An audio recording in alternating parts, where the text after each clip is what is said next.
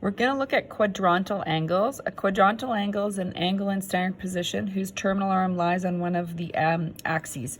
So that would be 0 degrees, 90 degrees, 180 degrees, 270 degrees, and 360 degrees in one revolution, which is all we're going to look at. So we're going to ask some questions with quadrantal angles.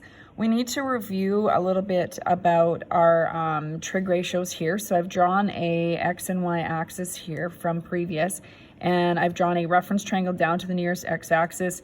This is where my angle is, so it's a reference angle. This is a distance of y on the x-axis, however far up I go.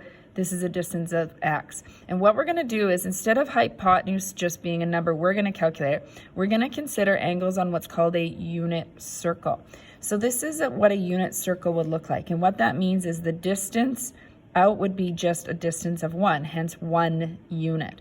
So this would be the ordered pair 1, 0. This would be the ordered pair 0, 1. This would be the ordered pair -1, 0. This would be the ordered pair 0, -1. So you can picture this as what would be on graph paper. I'll just grab a piece of graph paper to show you. So what I've done with the unit circle, if you were thinking on a grid, this is a distance of 1 unit, and I've drawn a circle. So that's where those points come from. This is a little bit small, so we just tend to draw it a little bit bigger and exaggerate so you can see closer. So what we're going to do then is look at this triangle right here is really this triangle here that I'm referring to. So that if this is a distance of 1 out to here, this is a distance of 1, that means all along the radius it's a distance of 1. So this is also a distance of 1.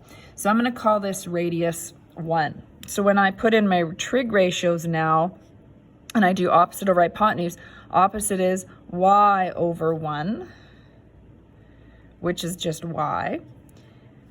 Cos theta is adjacent over hypotenuse, so it's x over 1, which is just x. Tan theta is opposite over adjacent, which is y over x.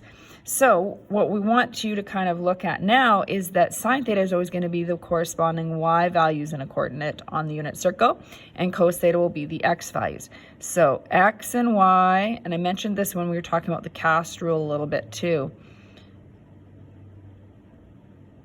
are always these coordinates. So this is a very important rule that you're going to want to star and highlight. So again, just by chance, it works out that they're in alphabetical order. So I sometimes remember x, y, cos theta, sine theta. So you don't have to kind of rethink this diagram every time, because you need to know x is cos, y is sine theta.